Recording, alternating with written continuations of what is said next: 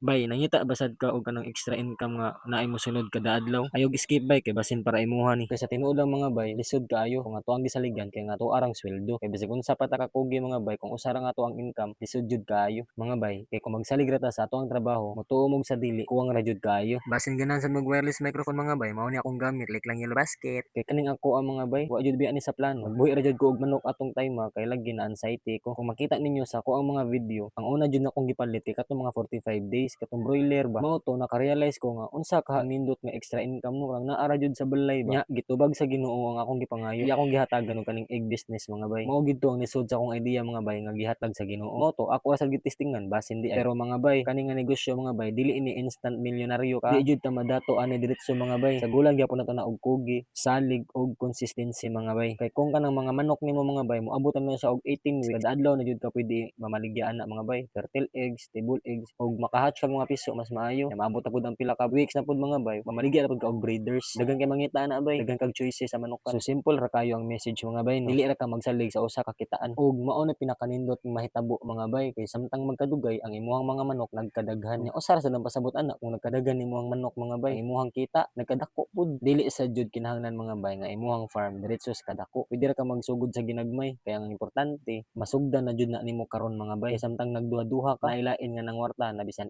itlog ra ang ilahang puhunan, pwede gid sila mokitaan og dinagko mga bay. Unya sila pud ang makaunahon na nga magbuhi na lang sad og manukan. Bag-o pa man sad ko ani nga negosyo mga bay. Pero kung gusto kang makaton unsaon ang pagsugod, pareha nako nga tulo ra jud ka buok. Message lang nako mga bay. Kay pwede ti kang tabangan.